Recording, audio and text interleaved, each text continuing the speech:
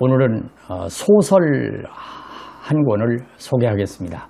제목은 상도이고요. 이것은 연속극에서도 인기를 끌었던 최인호 씨가 쓴 소설입니다. 주인공은 임상옥이라는 사람이고요. 만상 임상옥의 삶이 돋보이는 이유는 무엇인가 살펴보겠습니다. 주인공 임상옥은 1779년에 태어나서 1855년에 세상을 떠납니다. 의주에서 중인 신분으로 태어났는데 상업을 해서 큰 돈을 벌었고 또 곽산군수를 지냈습니다. 그리고 사신단의 일원으로 청나라에 들어가 나란 일을 보기도 했습니다. 이 소설을 읽은 후에 추천하는 이유는 부자가 되기도 어렵지만은 부자가 된 후에 그 큰 돈을 어떻게 썼고 말년의 마무리를 어떻게 했는가, 상인으로서나 한 인간으로서 어떻게 살아야 하는가를 소설 속에서 자세히 알려주고 있기 때문입니다.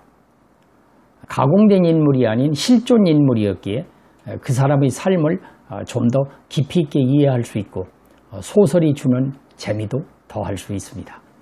임상옥은 평생의 좌우명이 있는데 재상평여수, 인중직사형, 재물은 평평하기가 물과 같고 사람은 바르기가 저울과 같다. 그 계영배라는 술잔에 글자를 새겨놓고 평생 동안 살면서 그 뜻을 실천하려고 했다는 것입니다. 계영배란 무엇인가?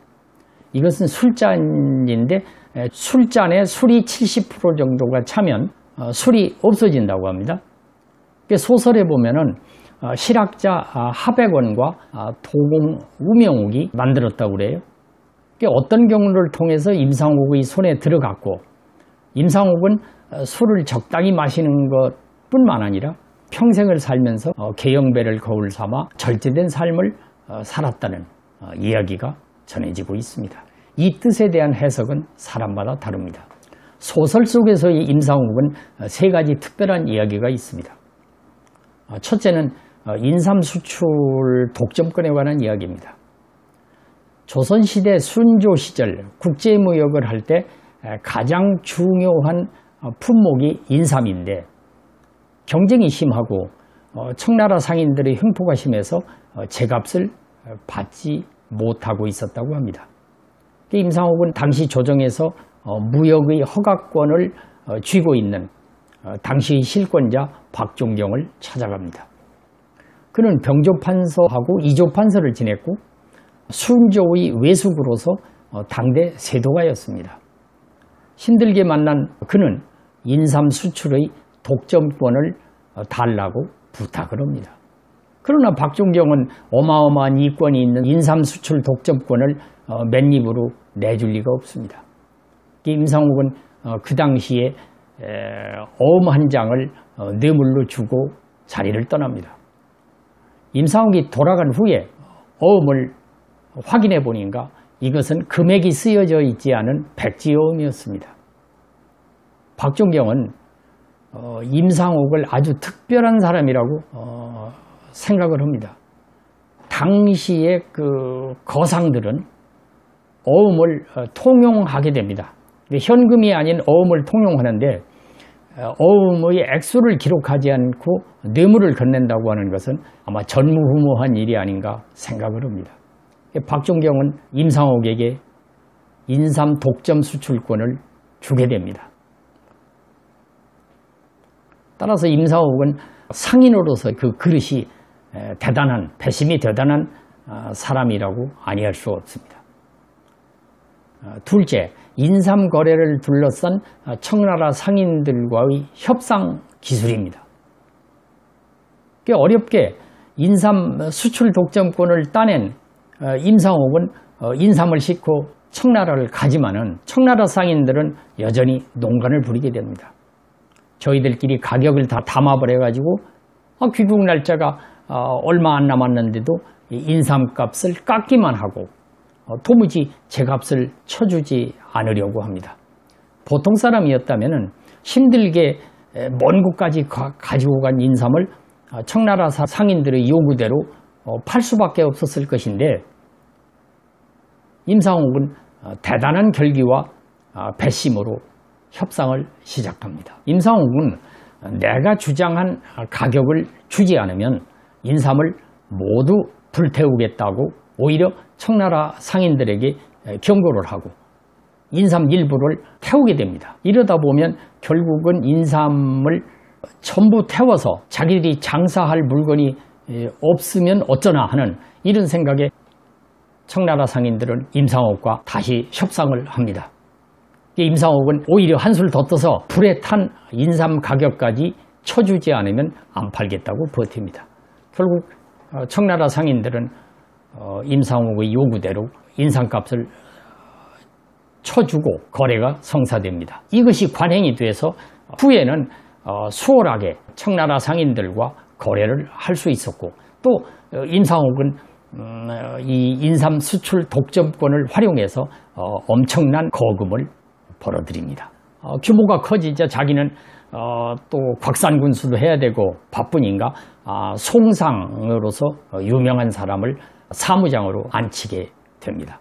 그 세 번째는 거래하는 상인들의 외상값을 탕감해주고 어려운 사람들을 도와주었다는 이야기입니다. 임상옥이 하루는 마루에서 낮잠을 자고 있었는데 솔개가 날아와서 병아리 여러 마리가 있는 어미닭을 채갔습니다. 졸지에 어미를 잃은 병아리들은 당황하여 어쩔 줄을 모릅니다.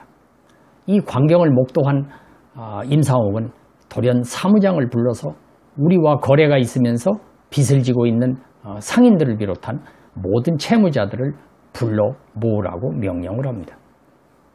올 때 차용증을 가지고 오라는 말도 덧붙였습니다. 영문도 모르는 사무장은 명령대로 사람들에게 통보를 했고 저녁에 많은 사람들이 모였습니다. 나는 내일부터 장사를 하지 않겠다. 그러면서 차용증을 전부 회수해서 불 속에 태웠습니다. 여러분들은 이제 나와 대차 관계가 없으니 빚 걱정은 하지 마시오. 모였던 사람들은 임상옥에 대해서 너무 고마운 마음을 갖게 됩니다. 빚진 사람들의 입장에서는 빚을 안 받겠다고 하는데 얼마나 좋겠습니까? 그런데 가장 충격을 받은 사람은 사무장이었습니다. 아무 말 하지 않고 있다가 갑자기 사업을 그만두겠다고 하는 것도 그렇고 또 빚을 전부 탕감해 주겠다고 하는 것도 사무장으로서는 이해할 수가 없었습니다. 대감, 어찌 이렇게 갑자기 어려운 결정을 하시는지요? 그러자 임상옥이 말하기를 낮에 솔개가 어미닭을 채가는 것을 보니 나에게 운수가 다한 모양이요. 불행한 일은 조그만 일에서부터 출발하는 것이니 이제 장사를 접는 것이 가장 좋은 길이요. 그러면서 사무장의 몫은 따로 넉넉히 떼어서 줍니다. 그는 노년에 문인들을 만나서 술을 마시고 시를 짓고 이러면서 교유를 했다고 그러고요. 그 중에는 추사 김정희와도 서로 교통이 있었다고 하는 그런 이야기가 전해집니다. 임상옥은 젊어서 돈을 벌 때 악착같이 많은 돈을 벌었지만은 그 돈을 잘 쓴 것으로 알려져 있습니다. 흉년이 들었을 때 사제를 털어서 구휼을 했고 과객들이나 거린들이 묵어갈 수 있도록 배려를 했습니다. 주위에 어려운 사람들을 돌봤고 또 의주에 그 홍수가 나가지고 많은 이재민이 생겼을 때도 구휼을 했습니다. 자식들이 자기 사후에 재산을 팔아먹을 것을 염려를 해서 궁토라든지 왕자, 공주 등 궁방에 딸린 토지로 상속을 했다고 합니다. 임상옥의 삶은 보통 사람이 상식적으로 생각하는 것과는 좀 다른데 이런 철학은 어디에서 기인될 것일까? 추론을 하자면은 임상옥은 젊은 시절에 잠시 동안 스님 노릇을 한 일이 있습니다. 오랫동안 참선을 한 것은 아니지만 몇 년간 산사에 있으면서 인생에 대한 가치관이 형성된 것이 아닌가 이렇게 생각을 해봅니다. 인간은 노년에도 끝없는 욕심을 부리고 사는 사람이 많은 데 비하면 임상옥의 삶은 가슴을 찡하게 하는 부분이 있습니다. 우리 주변에는 돈을 많이 번 사람이 많은데 그렇게 많은 돈을 벌어서 돈을 잘 쓰고 갔다고 하는 사람은 찾아보기가 쉽지 않습니다. 상도를 읽으면서 인생을 어떻게 살아야 올바르게 살았다고 할 수 있는지 다시 한번 생각을 해보게 됩니다. 오늘은 상도라고 하는 책을 소개해드렸습니다.